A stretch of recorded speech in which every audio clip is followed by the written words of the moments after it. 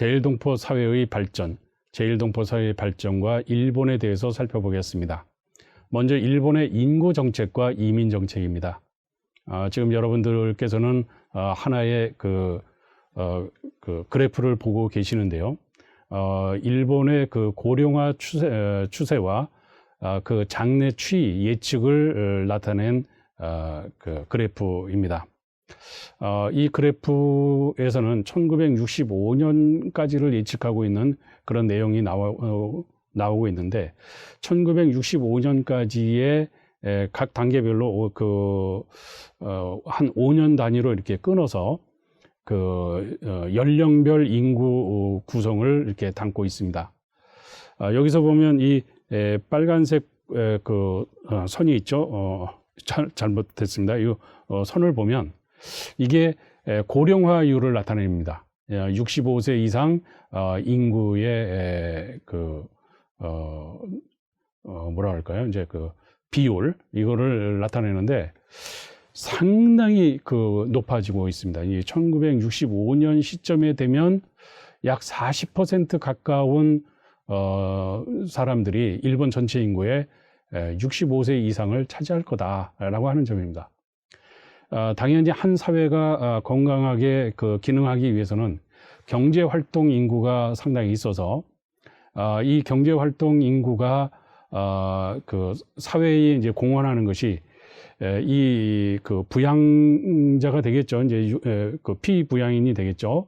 65세 이상 이 노인들 그래서 일반 직장 생활에서 이제 물러나고 비경제 활동자로 이제 편입된 사람들의 생계를 뒷받침하는 그런 측면인데 바로 65세 이상 인구를 15세에서 64세까지의 경제 활동 인구가 뒷받침하는 그런 비율을 보면 이 이제 초록색 비율인데요.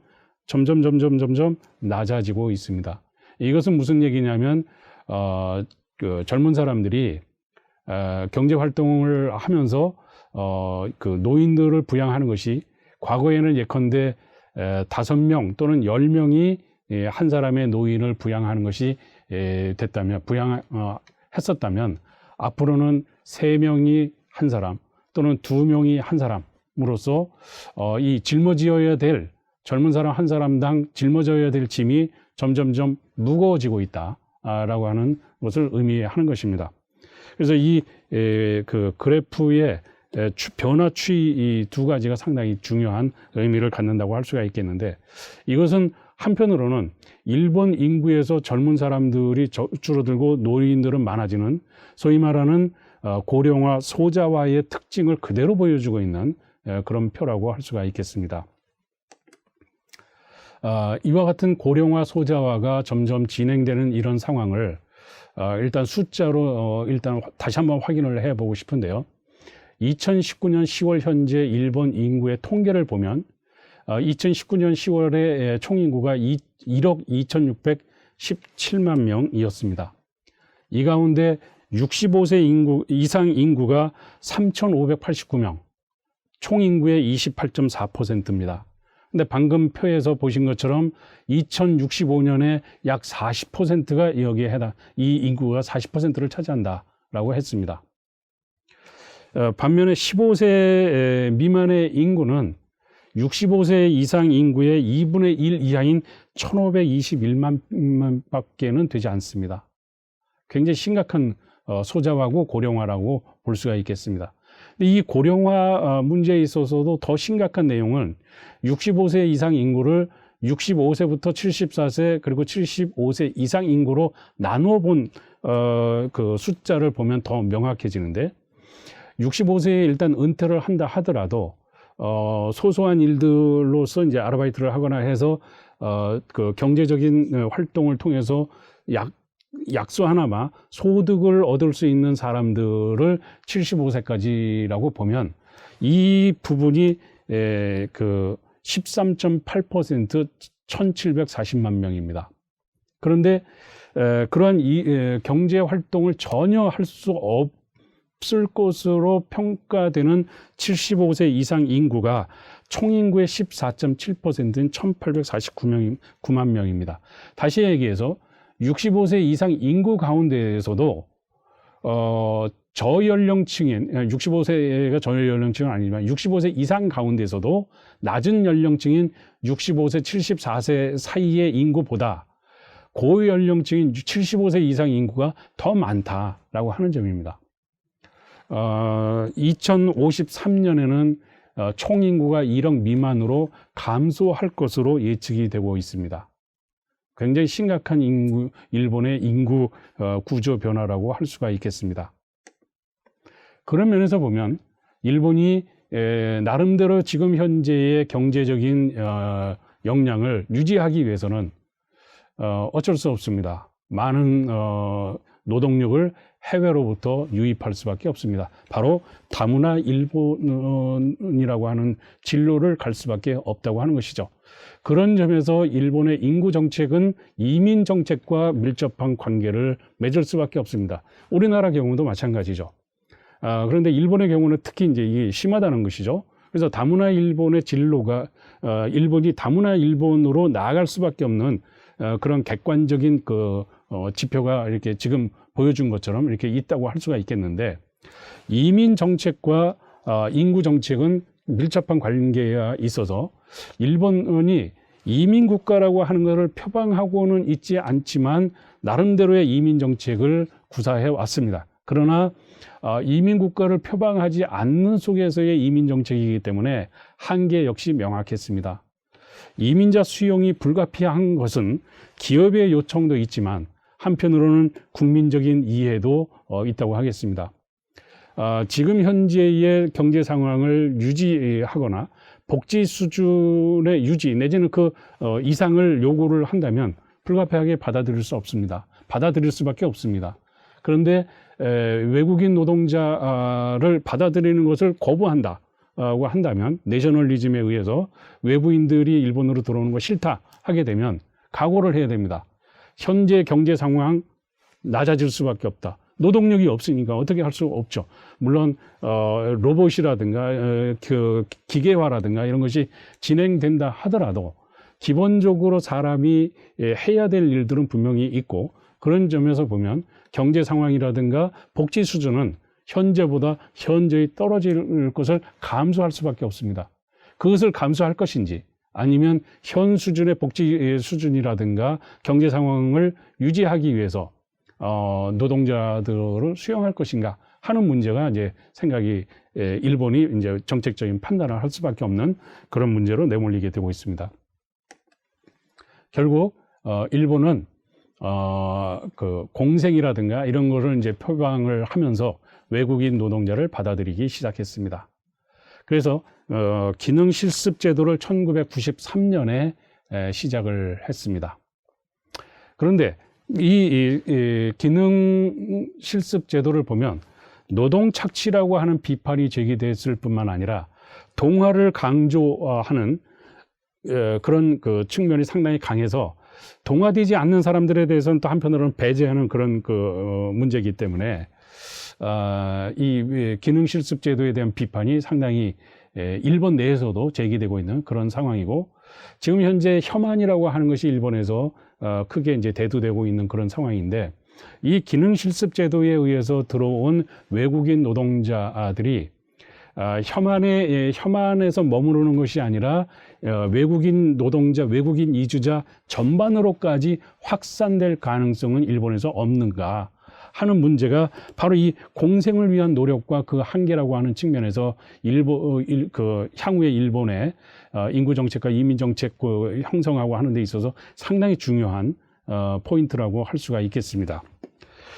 그리고 이제 그 기능 실습 제도뿐만 아니라 2012년 5월 17일 날에는 고도 인재 포인트 제도라고 하는 것을 이제 내세워서 단순 비숙련 노동자들을 이제 일본으로 들여오는 기능 실습 제도뿐만 아니라 정말 일본 사회에 여러모로 이제 공헌을 할 수 있을 것이라고 이제 판단이 되는 고도 학술 연구 활동이나 전문 기술 활동 또는 경영 관리 활동을 할 수 있을 것으로 판단되는 사람들을 적극적으로 유치하자.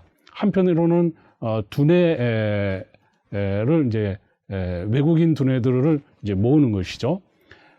두뇌를 끌어들이겠다, 외국인 두뇌들을 끌어들이겠다 하는 것인데, 이게 이제 그 포인트, 석사학위를 취득하면 몇 점, 박사학위 취득하면 몇 점, 뭐 어떤 거를 하면은 몇 점, 투자를 어느 정도 하면 몇 점 하는 식으로 해서 포인트 제도를 이제 형성해서 그 일정한 포인트를 획득하게 되면 고도 인재라고 하는 것으로서 이제 타이틀을 줘서 이제 그 초청하려고 하는 그런 그 제도입니다. 그런 면에서 이제 그 현대 일본 사회에서의 제일동포의 역량을 보면, 일본 사회에 적응하는 역량적인 측면에서 보면 소통 역량은 상당히 우수합니다. 언어라든가 문화 등은 일본어, 일본 문화에 대한 습득이 다른 나라 사람들에 비해서 상당히 뭐 가깝기도 하고 그래서 그 굉장히 뛰어난 역량을 가지고 있다. 그리고 일본의 법과 제도에 대한 높은 이해도를 가지고 있다. 올드커머의 경우에도 오랜 일본에서의 체류로 인해서 일본의 그 법제도라든가 이런 거에 대한 것은 생활화돼서 이제는 과거의 그 아웃로 이미지에서 상당히 이제 준법자 코리안으로서의 면모를 보이고 있다. 또 뉴커머들도 한국에서의 어떤 민주교육이라든가 시민교육 같은 거를 일단 그 체험했던 사람들이기 때문에 일본에 가서도 특별하게 그 일본의 법제도를 위반하거나 하는 일은 극히 드물다. 그리고 이제 귀한 일개인들 같은 귀한 일개인이라든가 이제 일본에도 일본의 제일동포인 귀한 일개인들이 일본으로 귀환한 사람들이 있고 또 그 기타 다문화 이민자들이 있는데 이들에 비해서 제일동포들이 상대적으로 비교 우위에 명확하게 위치할 수 있다. 그런 면에서 이제 충분한 그 경쟁력을 가질 수가 있고, 따라서 앞으로 일본 사회의 그 인구 정책이나 이민 정책이라고 하는 측면에서 한국에 있는 한국 사람들도 앞으로 또 일본으로 이주해 나갈 수 있는 여지도 있다. 이렇게 볼 수가 있겠습니다. 혐한의 그 허위 의식 같은 거를 보면 고령화 소자화 속에서 인구 공동화를 방지해야 될 그런 그 필요가 있고, 이러한 것은 바로 외국인을 수용할 수밖에 없는 그런 그 상황인데, 혐한이라든가 이런 것들을 하고 있다고 하는 것 자체가 시대착오적이다. 일본에서도 보면 폐색 상태를 그만큼 반영하는 것이라고도 할 수가 있겠는데, 이런 폐색 상태 잃어버린 땡땡년을 보상하기 위해서 그 희생양으로서의 제일동포와 한국을 타겟으로 하는 것이 아니냐 하는 것입니다. 그런 속에서 제일동포들이 일본 사회에 공헌할 수 있는 그런 그 면모를 살펴보면 그 현지 주류 사회에 편입하는 데 있어서 제일의 논리를 이제 재확인하는 그 의미가 있다고 할 수가 있겠는데, 모국 정체성을 유지 강화를 하면서 일본 주류 사회에 진입하는 차세대 제일동포들의 역량 강화 같은 것들이 무엇보다도 필요할 것이고, 경제나 문화, 교육 등에서 두각을 나타내서 앞에서 말씀드렸던 것처럼 바로 고도 인재 포인트 제도로 인해서 이런 사람들이 증가해서 제일동포뿐만 아니라 앞으로 제일동포의 대열에 새삼 들어갈 그런 한국인들도 있을 수 있을 것 같다 하는 점입니다. 정치의 세계는 아직 금단의 영역이라고 할 수가 있겠는데, 일본의 그 주류 사회 편입을 제일동포들이 하지 못하고 있는데, 중앙이나 지방 모두에서 이민자의 정치 참여를 일본의 경우에는 인정하지 않고 있습니다.